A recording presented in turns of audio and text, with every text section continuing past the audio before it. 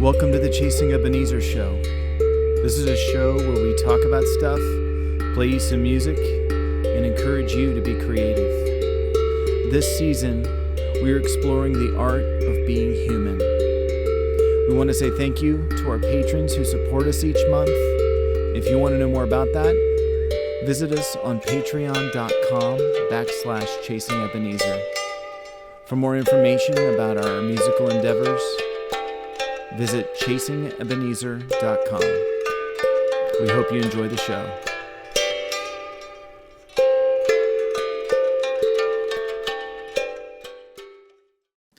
Welcome to the Chasing Ebenezer show, everybody. This is the art of being human. We're going to continue talking about that. I'm Benjamin, and this is Heidi Beth, and we're going to be talking about water today. We're going to get to that in a minute, but we got a couple of things that we're excited about. I just finished taking video for our upcoming documentary with our last EP that came out back in November called Farewell Innocence. I'm excited about it, and I am terrified. I'm terrified. You shouldn't be terrified because you make great videos. This is just a really long video. A really long video? Video. True thing is that I get nervous every time we film in general. He's nervous. I'm nervous right now. But I realize I'm the kind of artist that has this, I'm really good with these big ideas, but then when it comes to actually doing them, maybe you can relate to this, that when it comes to actually doing them, I get paralyzed and I start procrastinating and I start coming up with other creative projects that I should do instead. And the thought of doing the one that I originally set out to do kind of becomes boring, and I'm no longer excited about it. So I am renewing my excitement about the documentary right now. I'm excited about it. We had so much great footage of our band, and we laughed a lot. And so it's going to be hard to narrow it down. But yes, because we don't expect you to listen to us for hours and hours, we'll do that for you. True. And if you're a patron, the way that we're going to do it is that once it's done, you get to see it first before everyone else does. So if you're not a patron and you want to see this documentary that I'm making first, become a patron. So that's what I'm excited about. What are you excited about? I'm also excited about the same thing. The same thing? Okay. I think that our conversation and the footage, and I think I'm excited too, and I think you make great films. That's very nice. I am very nice. You are very nice. And let's see, what else am I excited about? I think I am excited because I have started reading again. The past year's been pretty difficult to focus. Yes. And so I'm really trying to read a chapter or two of a book every day. And it's really good to read. What are you reading? Okay, I'm reading several books. Right. Now. Okay. So I started reading Tender is the Night by F. Scott Fitzgerald. I'm reading Still Alice. And I am almost done with Travels with Charlie. Which is John. Yeah. I'm just moving slow, but it's good. I'm trying to return to things that used to be so helpful, and sometimes just depression and just stress. You don't do the things that you used to do that you loved. So that's true. Yeah. That's really true. And the next question that we're liking to ask this year is, how did you experience your humanity? Oh, good grief. Wow. So this connects to our topic. So many ways. We spent the weekend in Silverton. And by the way, we, as a band, we have so many shows coming up this summer, either as a duo or as a trio or as a full band. Go to our website. You can check out all the upcoming shows we have. I say that because we played a show in Silverton last Saturday because you had a booth up at the Crafters Market and you were selling your stuff. And it was really hot. Not like 116 degrees hot, but it was hot. And I'd had diet soda. I had beer. And coffee, I'm sure. I'd had coffee, and I was so thirsty. I felt nothing satisfied me until I reached into our makeshift weight bag I had pulled out a bottle of water that had been in the sun all day. Have you ever had water that's been in the sun all day? Hot. It's like drinking bath water. Do you routinely drink? Anyone who's been a kid has drank bath water before. On purpose? You know, I'd had another glass of water before that was cold, but this one was, I was done, and I was like, oh my gosh, I'm dying, and I gulped down 2 of those things, and it was satisfying. So I didn't realize how much I needed water until I was at a real deficit. So that's where I felt my humanity this week. What about you? Well, I feel like many of you who set out with your brilliant ideas and you're going to make things and then you hit a wall or the thing doesn't go the way you plan. Man, anytime I try to fix something, I'll have this idea. I'm going to fix this, and then you end up actually spending more money and time than if you just called someone who knows how to do it. Yeah. You know, that happens with art, too. So I have been painting on old vinyl records. These look so cool. Oh, well, thank you. So cool. And if you're listening on podcast, take our word for this. Yeah, if you're listening, I'm holding up some of these. And, I was pretty much done with a bunch of them, but then trying to figure out how to get hangers on the back. That's when I haven't sprayed it. How to get hangers on the back so you can hang them on the wall. Trying to seal them with a spray. I had like 4 of them that I finished. And then I got this spray and then it left this residue on top that I wasn't expecting. And so I had to go back. I had to go back and like fix them, which is so frustrating. And so I think that's just part of being human. When things don't go the way you expect, or you have to learn, or I want to know it all. I want to have things go exactly the way. You don't like to learn. I like to learn and do it correctly and have it work exactly the way I want it to the first time. And it really is frustrating, especially when you're creating something. If you make it so true. And then you are almost done and then something happens and it's like it ruins it, or you have to go all the way back when you think you finished it. Oh man, so frustrating. So I did learn something though, that I need to be better at testing things, do like test strips or whatever, or just because, I'm not good at that. I just start. But sometimes you need to be patient and do a little test and see, okay, is that going to work or not? So that's my humanity. Let us know if you want to purchase I'm not calling them destroyed vinyls. I'm refurbished vinyls. Yeah, I haven't destroyed my Beatles or my Blood, Sweat and Tears albums. Those, no, I'm not touching. But there are Jim some. Fielder, if you're watching, oh yeah, we would never destroy a Blood, Sweat and Tears album. So I'm looking at this worksheet that you printed out. And I'm reading this quote by Mark Twain. And if you want to print these out every week, go to patreon.com. You don't have to be a patron to print them out. But yeah, they're available. So you can just print it out for the week that we talk about water. And it says, high and fine literature is wine. And mine is only water. But everyone likes water. Now, I like wine. But everybody likes water? I don't like water. I would say that I think that Twain's literature is more than... Absolutely. But I think he got this one wrong. In my humble opinion, I think he got this one wrong. Do you like water?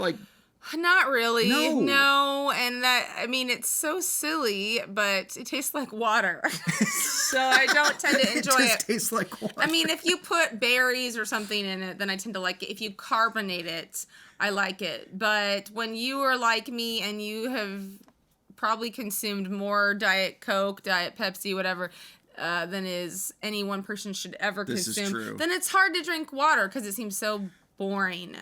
But you got to think about how smart the marketing companies are. So they decided, how do we get people to drink more water? Make it taste like soda. We're not sponsored by them, but drinking Bubbly, if you'd like to, or LaCroix or Polar Ice, let us know. God. We consume a lot of your beverages. I drink this because it tastes like soda.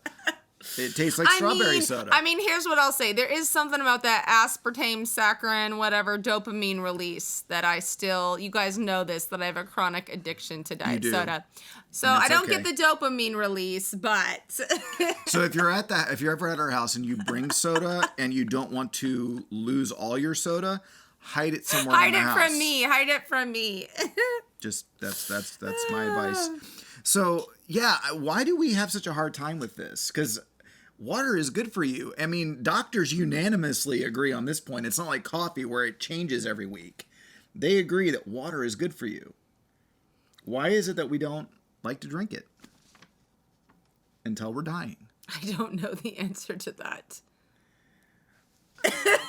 Why? I don't know. We just have so many options. And I don't know. An overabundance of options. Well, let me ask you this. When you actually are taking care of yourself and drinking water, do you find that you feel better? Like, what are the physical effects that you feel? You mean the 2 or 3 times I've had water in my life? Sure. I mean, well, that should be really easy for you to gauge then. Yeah. I don't think you're as sluggish. Okay. That's a hard question. Some of you out there I know are very good water drinkers, so we need to learn from you. Like, yes. How did have you always had water? Because, it's not like everyone is like us who just relies on coffee to... And I always say, coffee has water in it, so technically I'm drinking water, and I've had a lot of water. Right. Yeah. I don't know. I think that there's something to the long-term effects of drinking water. And as you and I, we like the dopamine release. Water does not give a dopamine release. In case you've never tried water before, it does not give you a dopamine release, but it does have an effect after that's good. I liken it to, I have really bad allergies. All right. And my go-to drug is Benadryl because I immediately get relief. And I also get to take a nap, which I like both of those things quite a bit. Whereas with Claritin, or something that's like you got to take it every single day, I don't get the immediate results, but over time I start to feel better. I think some of it, I wonder if it's a delayed gratification thing, is that, totally it could be that. One immediate effect of water, for me at least, is that I find that I go to the bathroom often. Oh, thank you for sharing that. For anyone who was curious about how healthy I am, we all really wanted to know about it. Let's definitely move on. The thing about water that's so interesting, too, is that for thousands of years... cities are built along water. I mean, it's been part of society that water is essential. It's a culture creator. It is a culture creator. That's so cool. I never thought of that before. Well, that's why I'm here for you. So, it's so interesting that historically water has been essential, and that's why when you don't have clean water, it's deadly. And so it's something that still not even everyone in America has clean water, but when you do have if you're like us and you're raised with clean water, you really take it for granted. You don't realize how much you need it, how much you rely on it till you don't have it. That's good. So think about that. Yeah, one of your challenges here. Oh, yes. What are one of my prompts? One of your challenges. Okay. Well, I guess it's no, there was one where it said you consider... I wrote this a long time ago. Drinking only water for a week. I don't know if I can commit to that. There was an episode a long time ago where I gave up coffee for a week and 2 weeks, and that was really hard. So I don't know if I can do that. But if you're someone who is addicted to other things like soda or coffee, that would be a really good way to see what your experience is if you start just drinking only water for a period of time. It might you might lower your budget too. You might, because if you have a sink, that water, you don't have to buy cans or anything like that. So let's talk about water as from its physical perspective. We talk about like how it nourishes us from drinking, but I had a moment a couple years ago. I was driving over a bridge going to Astoria. And it occurred to me that there's so many things going on underneath the surface of water that I don't know about. There's creatures underneath the water that I'm not sure if they're there. Dinosaurs. There you go. I'm sure of it. I'm a believer. And Nessie. Ness. Ooh. I'm still a believer. If you've ever seen the Loch Ness Monster, please post photos. I don't care what science says about it. I don't care. I'm still hanging on. Well, I think that the thing that occurred to me was that before we kind of like named species and labeled them and put them in classifications and categories, we were mainly responding by how we experience them. And so the idea... Like terrifying? Yeah, like, I mean, I understand why sea monsters were a thing in culture and mythology. Because if you just drive over water and you see something just jump out, I mean, that's terrifying. And the movie Jaws... The thing that was the most terrifying about the movie Jaws was what you didn't see. It was, oh man, it was a brilliant work of film, and it scared the heck out of me. So water is a birthplace of all kinds of stories, and it is a minefield for creativity. Mermaids, oh yeah. Yep. They're there. Okay. Try to prove to me that they're not there. Okay. We might get some responses on this one. You can't prove it to me. So there's the idea of the mystery of the sea, and we can look in and like have horror, mystery, and all kinds of stuff with that. But there's also just the beauty of it. It's calming. If you've ever sat in front of a body of water and just were still, I know sitting in front of the ocean just takes away a lot of my anxiety. I started swaying as you were saying that. Like you totally I did. I didn't even. I was like, wait a minute. Why am I swaying? Oh, it's like I'm on the waves, or I'm on a. Yeah. I just started swaying. Oops. Now I should stop.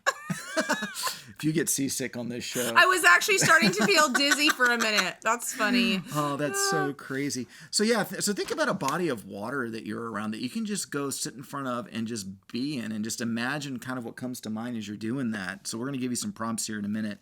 But yeah, is there anything else you want to say about water and how it relates to humanity and creativity and stuff like that? I'm gonna try. Here, I'm gonna try. I'm gonna open this bottle of water. This is plain water. This is good water. This is plain water. I'll try to not make annoying gulping sounds, because that is not pleasant to listen to, especially if you're just listening to the audio. Yeah.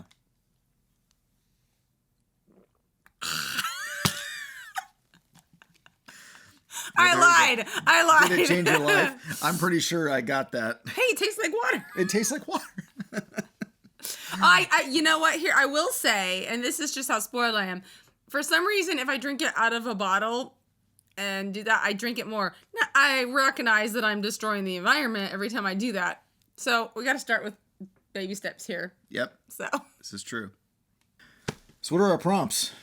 Oh, we got a bunch for you. And you know that we always love it if you would post on our Facebook page if you're creating something. So, we have every week a journaling prompt. So hopefully you're doing that. And then we will encourage you, take some photos or paint an image of water. Watercolors would be a great way, because you can actually use water and just kind of notice what the water does and how it's flowing. So you're actually working. Good. It is a good one. And then we want you to go to a body of water and just take some time listening, because an ocean versus a lake, a river, they all sound a little bit differently based on what type of water it is, and listen to it. And you suggested to use your imagination, because we don't see a lot of what goes on underneath the water. Imagine what could be going on underneath the water. Creatures that might be appearing, conversations that might be being had, all kinds of different stuff. You can write a short story, write a poem about it. Be great. Those are all the ideas. Those are the ideas. And so now we're going to play you a song. This song is off of our first album, Outcasts and Refugees. It's probably one of my favorite songs to play live. I love it. It's called The Water.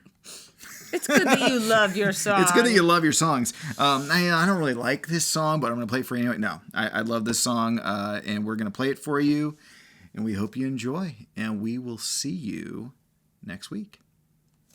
Bye.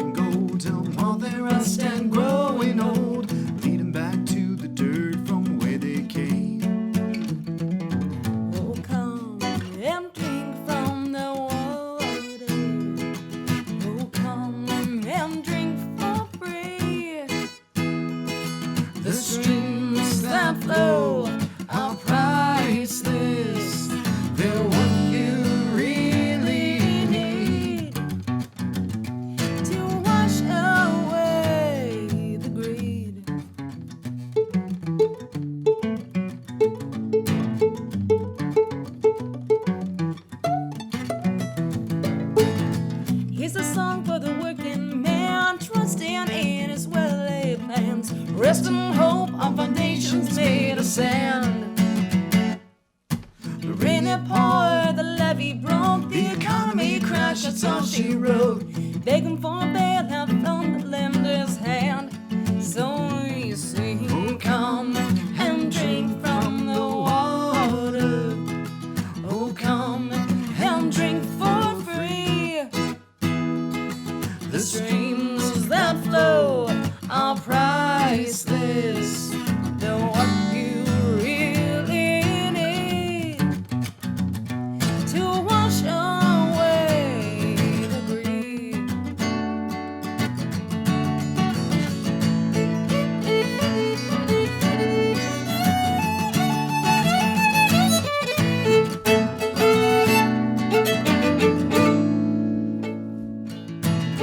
Here's a song for you and me. Is this how it's supposed to be?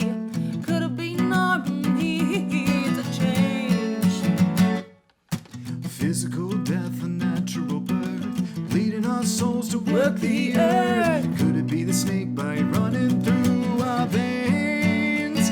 We need an antidote. We need a cure. We need an antidote. We need a cure. Is there a blood transfusion I can get to overcome my fear and regret? Blood transfusion I can get to overcome the world. Is there a blood transfusion I can get to overcome my fear and regret? Blood transfusion I can get to overcome the world. Oh, come and drink from the water. Oh, come and drink for free. The streams that flow are priceless. Come rest your weary